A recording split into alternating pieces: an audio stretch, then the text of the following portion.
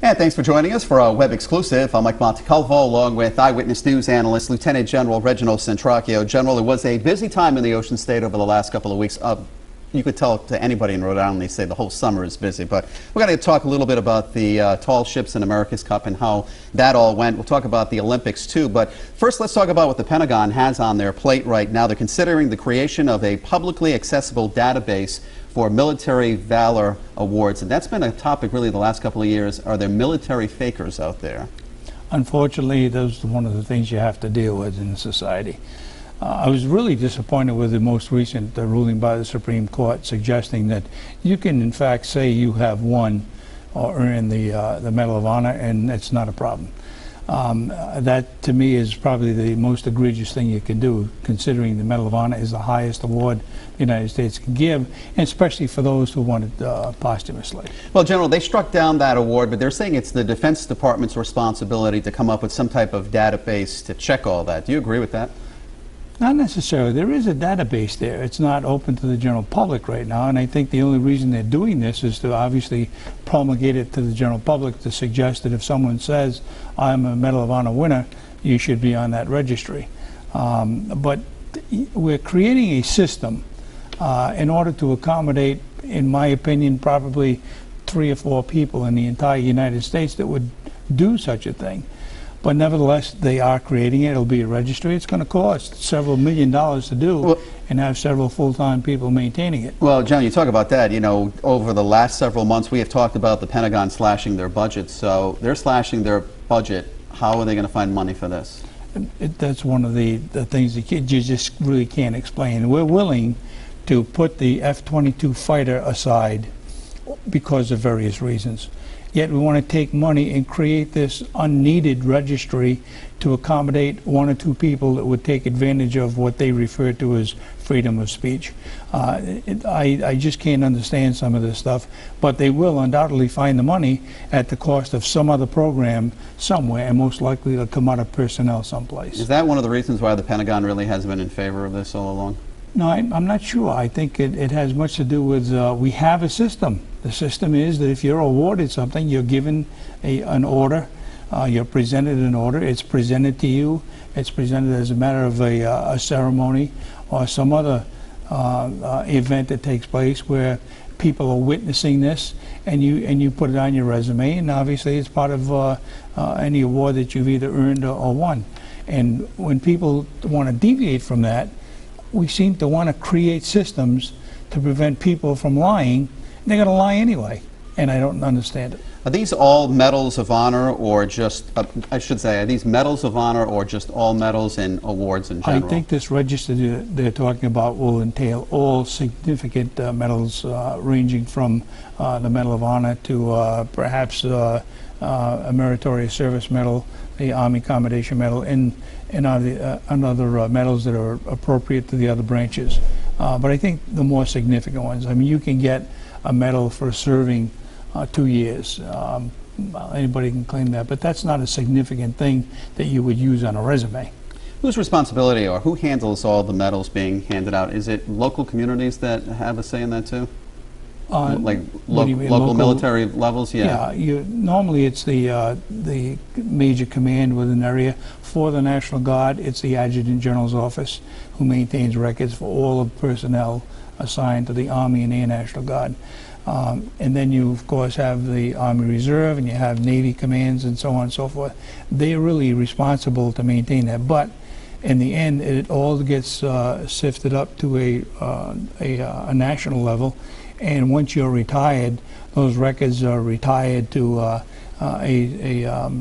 somewhat of a registry all by itself, not only with your medals, but your entire military service. So there is a system in place. It starts with the lowest order, meaning company perhaps, then at a brigade and perhaps division level, and then state, and so on and so forth. You know, he's one of the newest senators, but Senator Scott Brown from Massachusetts has been outspoken on this issue. Surprised? No, I'm not surprised. In fact, I talked to him about this a couple of weeks ago. And I talked to Colonel Doherty also. Both very much in favor of maintaining the integrity of the military as it relates to whatever awards and other benefits that might be due a particular soldier and certainly their families. Okay, let's move on to the presidential election, General. We're seeing now Mitt Romney and President Obama really going at it, focusing on one topic when you really think about it. It's the economy. As a matter of fact, Governor Romney said earlier this week that's all he's going to talk about is the economy, and some of his people are hoping that he kind of goes off that track a little bit. Should they just be focusing on the economy, or we've just completely forgot about the Defense Department? I think what you're looking at now is a matter of precedence. When we looked at Bush Sr., right after the Gulf War, he had somewhere around an 80% approval rating, and he lost the election because of the economy. And I think those lessons learned, perhaps from continuing presidential elections since then, they've looked at the polls, and they've seen that the polls really have identified what is most important to the American people, and they rank them accordingly: economy, jobs, defense. And so whatever waking hours they have in their whole campaign now is going to that particular priority, and the economy and jobs happens to be number one. You know, General, just happened to be looking, Spain and Greece, for example, their unemployment rate is over 22% each.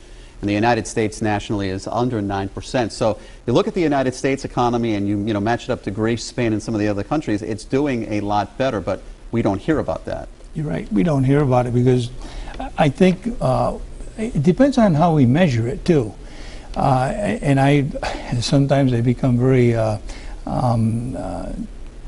lax in my ability to understand how they report this. For instance, when we say our unemployment rate is 8% or more, or whatever the case is, it only reports those who have in fact applied for jobs, who are collecting unemployment. It does not involve anyone else who has not applied or haven't even bothered to look for a job. So the unemployment rate is only those measurable items, as I understand it, that are taken and categorized in a particular area. But the true unemployment rate for the United States perhaps is a lot more than 9%. Okay, we're going to get to a couple of quick topics, General. Let's talk about the State House. We're talking about the economy. There is some needed repairs that need to be done before wintertime. You know, how are we going to pay for those repairs for some of the cracks at the State House and the leaks? When we look at programs, and I've been through this so many times, as you prepare budgets for your particular organization, in this particular case it would come under the Department of Administration to maintain the State House. When they look at their budget, they look at personnel, entitlements, operations. The very last thing on that budget is maintenance, and that is the very last thing, is the first thing to go. So over the years, they keep pushing it back and pushing it back until it becomes to a point where you either need to do something significant, or you will have to deal with replacing the building, or replacing a substantial amount of the building.